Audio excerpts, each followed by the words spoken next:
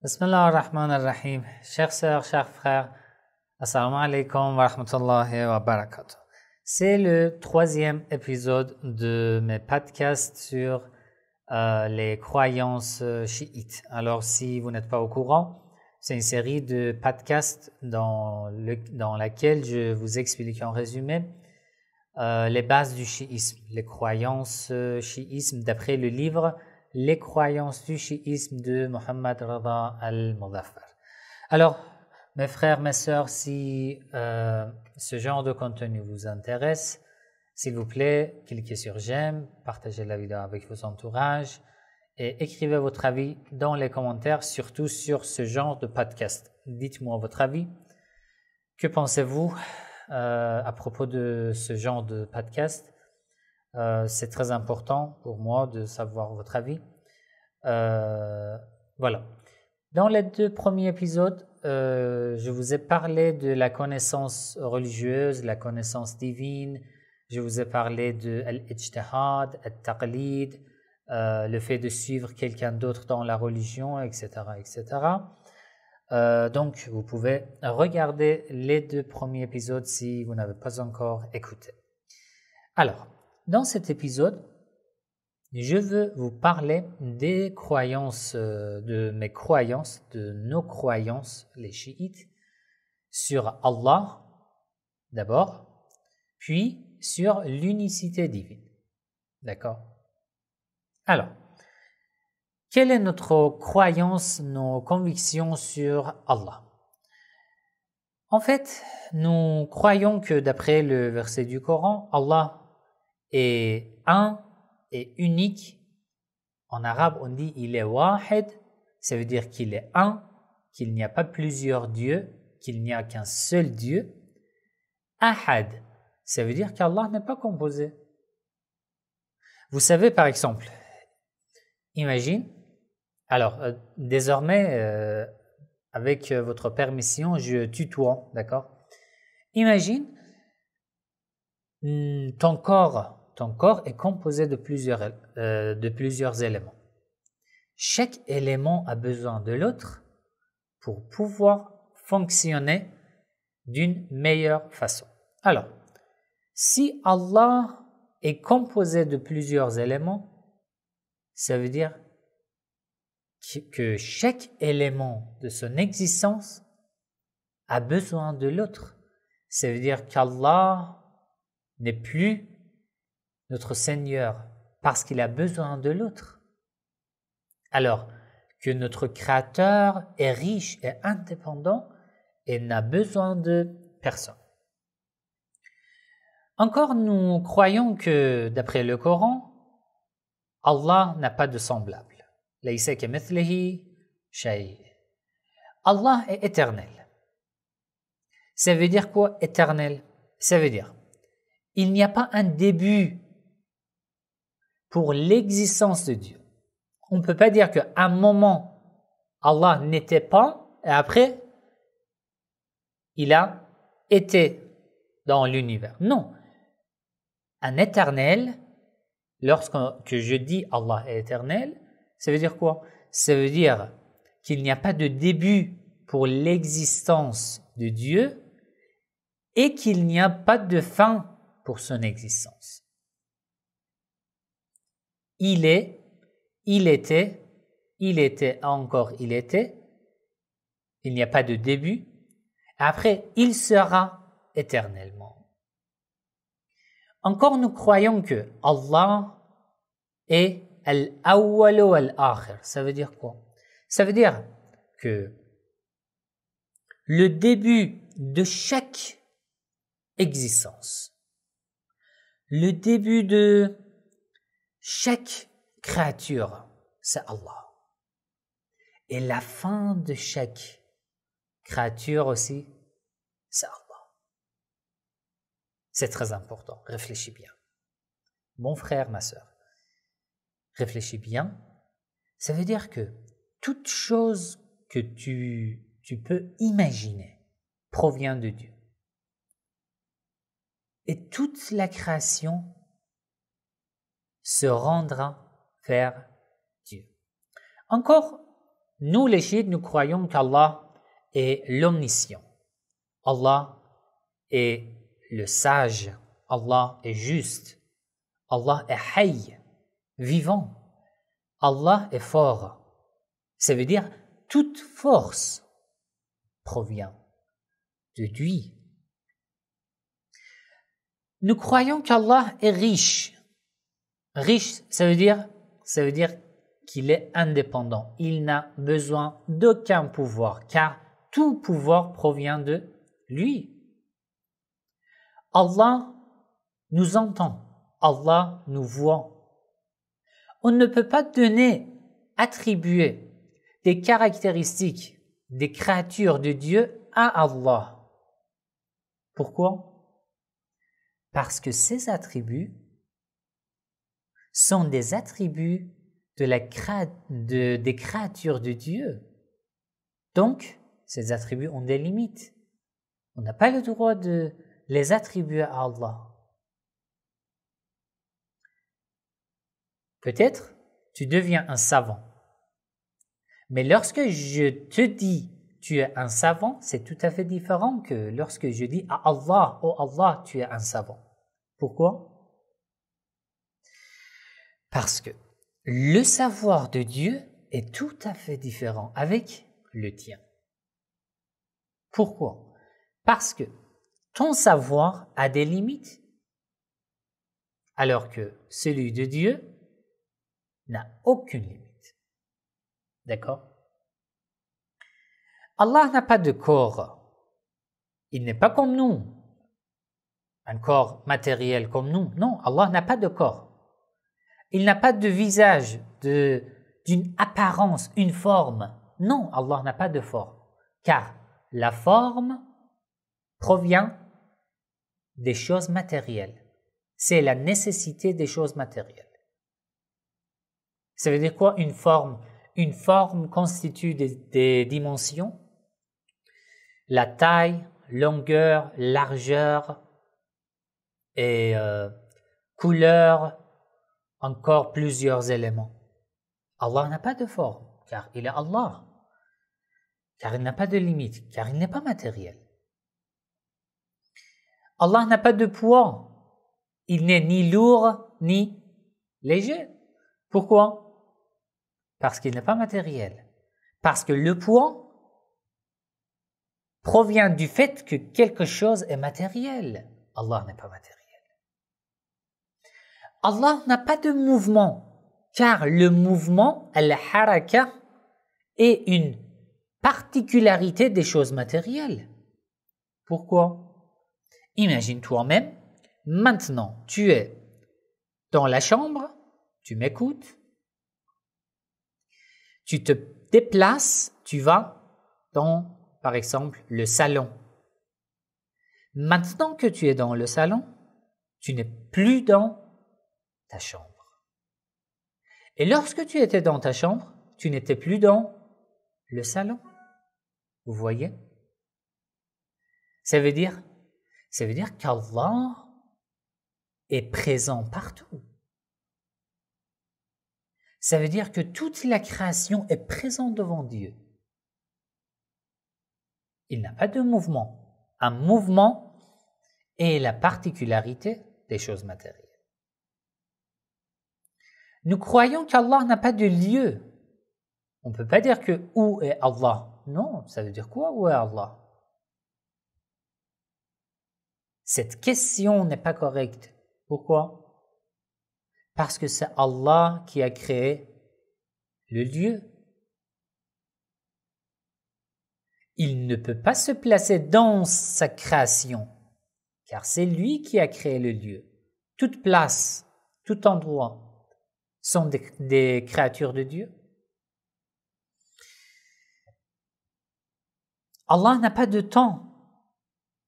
Nous croyons qu'Allah n'a pas de temps. Ça veut dire quoi? Ça veut dire, toi, tu as quel âge? Dis-moi. Tu as 20 ans? Tu as 15 ans? Tu as 30 ans? Ça veut dire que ta vie dépend du temps. Maintenant que tu as 20 ans, tu n'as plus 15 ans. Tu n'es plus au moment où tu avais 15 ans. Alors qu'Allah, c'est Allah qui a créé le temps. Il ne peut pas se limiter par sa création. Non, c'est pas possible. C'est Allah qui a créé le temps.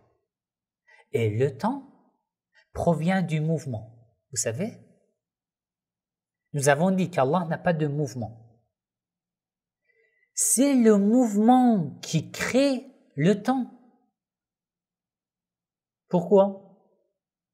Réfléchissez, réfléchissez bien. C'est le mouvement de la création de l'univers qui crée le temps.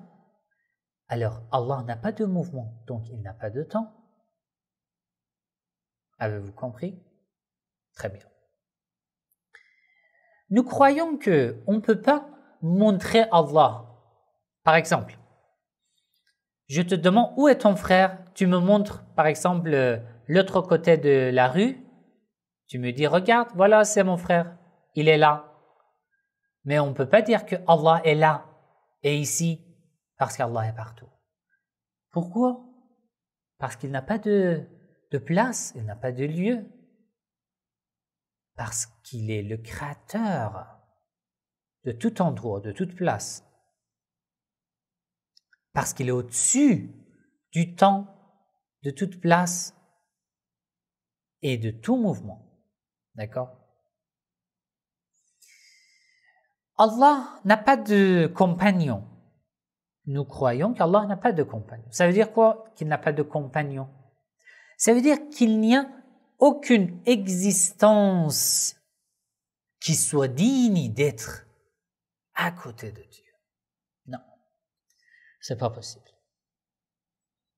Allah n'a pas d'enfant. Allah n'a pas d'associé. D'accord? Encore. Nous croyons que Allah n'est pas visible.